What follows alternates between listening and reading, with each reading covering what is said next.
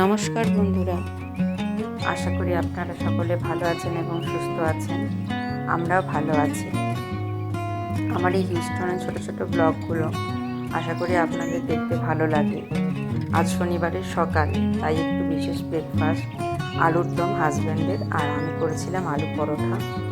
তারপরে আজকে আমরা কিছু কাজ থাকায় বিকালের দিকে বেরিয়েছিলাম। বিকাল বলতে তখন দুপুরই 3:30। এই বাস স্টপে দাঁড়িয়েছিলাম, তারপর বাস এলো। আর আজকে আমরা মিড টাউন ছাড়িয়ে গ্রেটার আপ টাউনের দিকে, যেখানে ওয়াটার ওয়ার্ল্ড পার্ক আছে, আমরা একবার গেছিলাম ওখানে, ওই দিকে আজকে গেছিলাম। এই গ্রেটার আপ টাউনের এই দিকটাও বেশ সুন্দর, খুব সাজানো গোছানো। এখানে হাউজিংয়ের পাশে এরকম জলের ফোয়ারা, গাছপালা খুব সুন্দরভাবে সাজানো আছে, আর পুরুষ গাছগুলোতে ফুল ফুটে আছে। এই যে এটা হচ্ছে ওয়াটার ওয়ার্ল্ড পার্ক। আমরা রাস্তা ক্রস করে ওই ওয়াটার ওয়ার্ল্ড পার্কের পাশ দিয়ে এগিয়ে যাচ্ছিলাম। এই পার্কটি খুব সুন্দর একটা পার্ক, এবং এখানে এই একটা ওয়ালে জলের ফোয়ারাটা এভাবে করা আছে। এখানে আজকে কিছু মেয়ের ফটোশ্যুট হচ্ছিল, কিসের জন্য আমি জানি না। খুব সুন্দরভাবে গাউন পরে সেজে তাদের ছবি তোলা হচ্ছিল।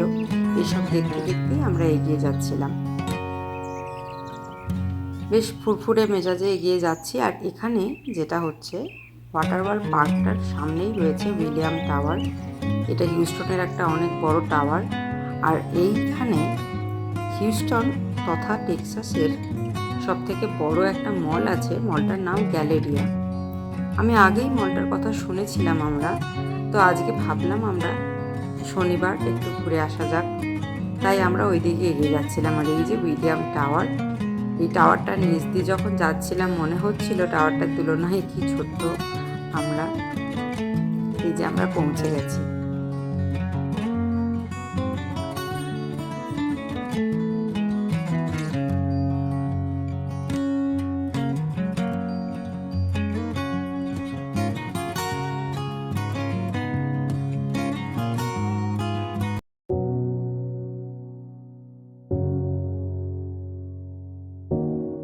আমি তো সব কিছুই একটু করে শেয়ার করার চেষ্টা করি। আসুন আপনারা হিউস্টনের গ্যালেরিয়া মলটা আমার সাথে একটু ঘুরে দেখুন।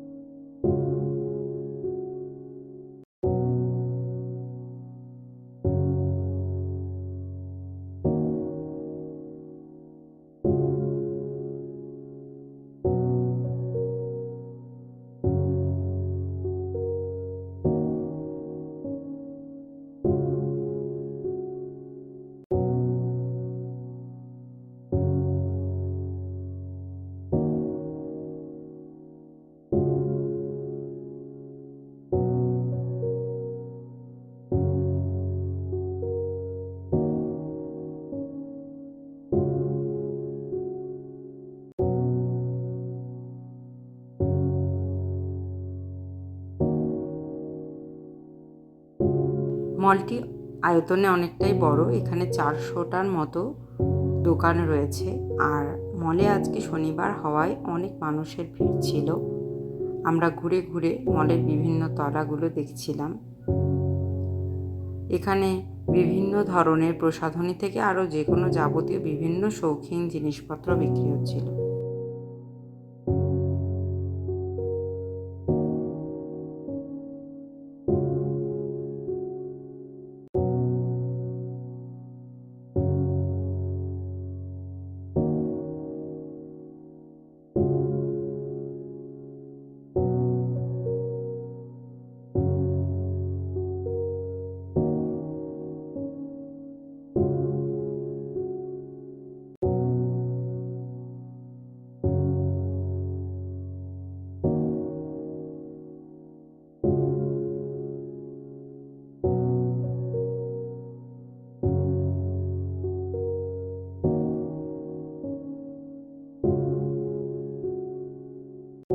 ভারতবর্ষে অনেক মল দেখেছি, এবং বুঝতে পারলাম আমেরিকার সাথে কিছুটা মানে অনেকটাই মিল রয়েছে ভারতবর্ষের মলগুলির। এখানে এই ফোয়ারাটি দেখেও আমার ভালো লাগলো।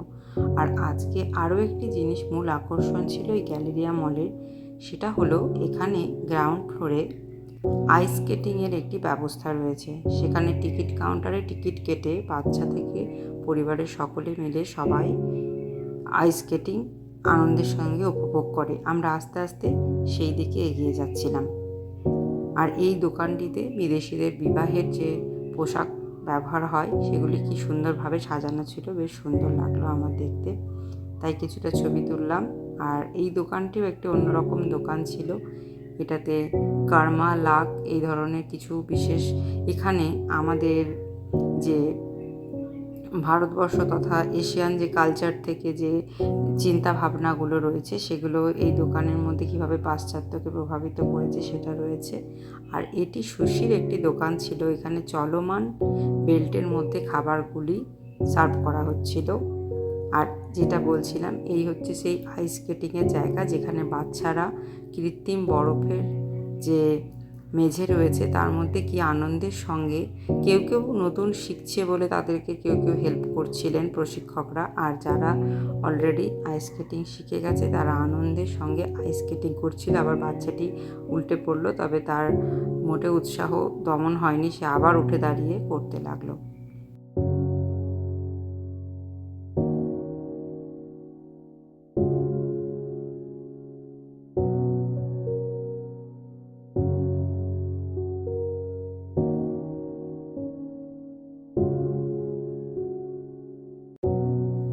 অনেক মানুষই আজকের দিনটা, ছুটির দিনটা উপভোগ করছিলেন, বেশ আনন্দ লাগছিল। আর এই যে টিকিট কাউন্টার, এখানে গার্জেনরা বসে বাচ্চাদের যে আইস স্কেটিং করছে। আর এই একটি পরিবারকে দেখে আমার খুব ভালো লাগলো, 4 জন মিলে হাত ধরে তারা আইস স্কেটিং করছিলেন।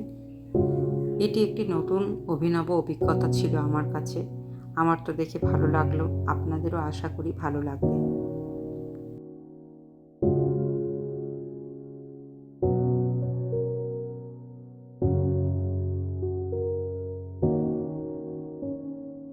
বেশ খানিকক্ষণ আইস স্কেটিংয়ের ওখানে আমরা দাঁড়িয়ে উপভোগ করার পর মলের বাকি দিকটা ঘুরবো বলে এগিয়ে যাচ্ছিলাম। এই মলে বিভিন্ন যে বিদেশি কোম্পানিগুলির নাম আমরা আগে শুনেছি সেগুলির দোকান এখানে দেখতে পেলাম।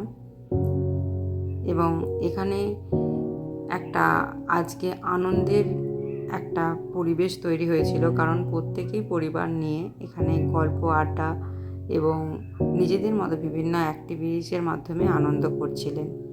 তারপর আমাদেরও সুন্দর সময় কেটে গেল এবং আমরা ফিরে এলাম।